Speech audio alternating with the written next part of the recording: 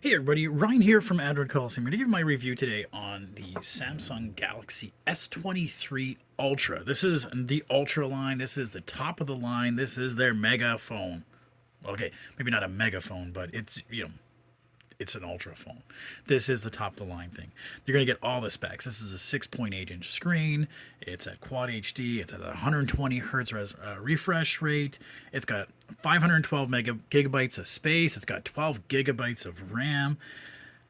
It's got everything you need. IP68. It's 5,000 milliamp hour battery. It's everything you're going to want in a phone, including it's got a little pen on the bottom, right? So if the S Pen, awesome. So that being said, this is a $2,300 phone. This is not a cheapie. So let's go through a little bit of the highlights I had with using it, and you can read my full review on the website. If you have any questions, always give me a shout.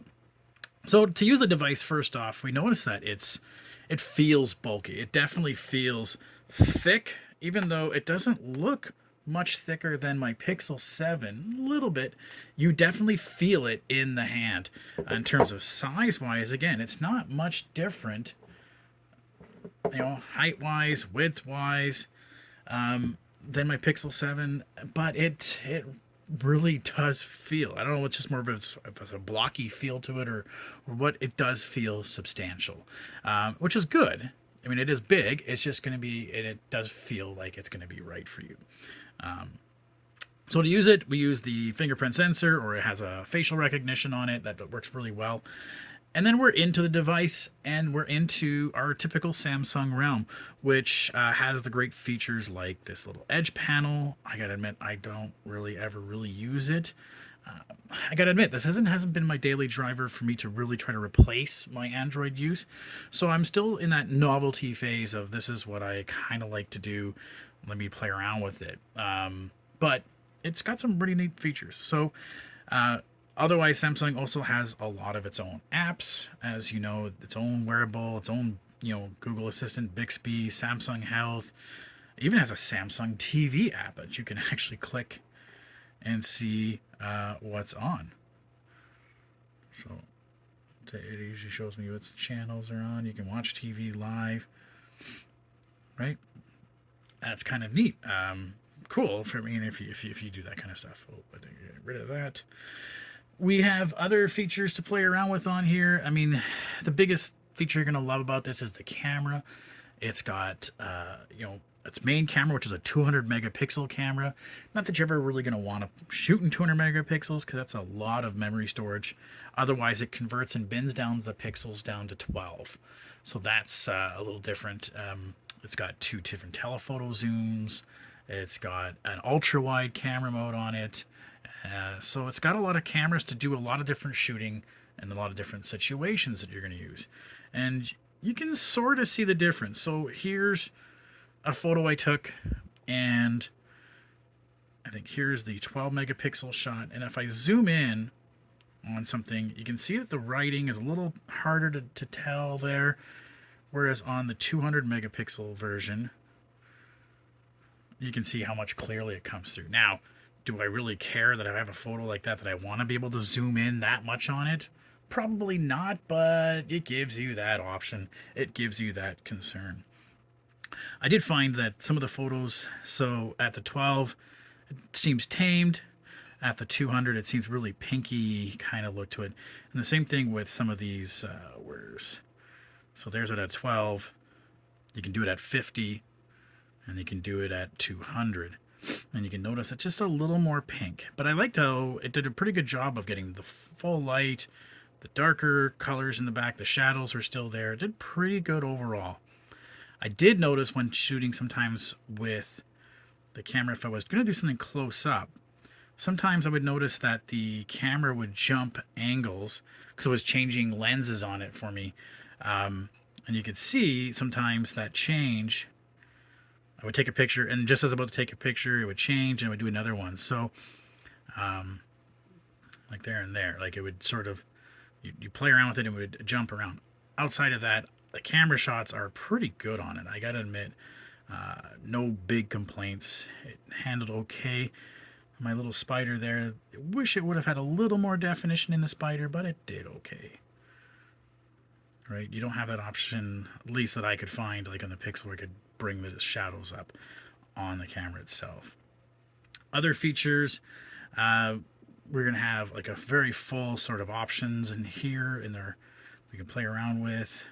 And Dex is going to be the neatest thing for those of you who really want to use this powerhouse as a powerhouse. You can sync it to a device wirelessly if you have the right Miracast, or with a HDMI connection, and you can use it like a desktop environment. And I've shown you that on the different tablets in the past, so it does it on this as well. So one device can handle multiple different scenarios. The other big feature you're going to want to play around with is the fact that it does have the pen. And I got to admit, I'm not a big fan of the pen being here, because I usually hold it with my left hand and I'm going to write with my right hand.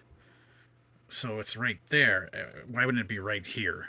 But that's just old Samsung, new Samsung, different. So we have our air commands that are coming up here. So, you know, you can select things, so we can draw a box around it. Right? I can draw a box, or I can draw a circle, or I can just freehand it. Right? And then I can go ahead and write up on it. And, you know, this is the clock. This, let me change that to different colors. And it does a pretty good job of, you know, it's very seamless, very easy to write with. Really like using the pen. I just haven't found a use for it that it becomes something I want to use all the time. It really is a good, you know, pointing device. You can, you know, load up different things, right? And scroll around as you need. You can still tap that thing here and bring up your options and play around with it as you need. Or you can use this as a remote. So if you hold down the button, it brings up the camera. I can take a picture with it, right? We can do all sorts of different commands with it once. Where is it? Come on.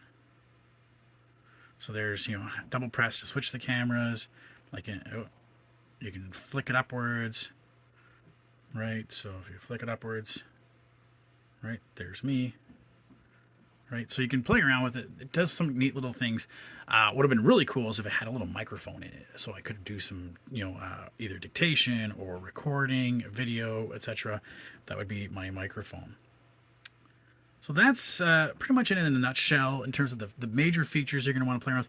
Then I've done a longer video or write-up in the website. If you have any questions, take a look at that. Try to answer a lot of the ones that I've had brought into me already about what people want to see out of it. But mostly it's just a powerhouse device that you're going to have to be able to swallow $2,300 of cost.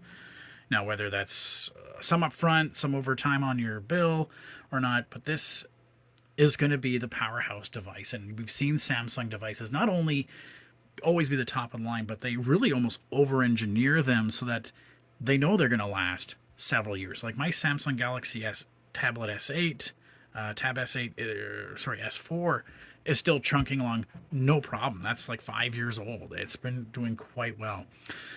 So I think you're going to like this one if you can afford it. And that's the trick. Is it we're going to be worth, you know, 3-4 years, $600 a year, let's say, for that? Is that a good trade-off for you? Okay, well, any questions, shoot away. We'll see you in the comments or check out my site, and we'll talk to you then. Ciao.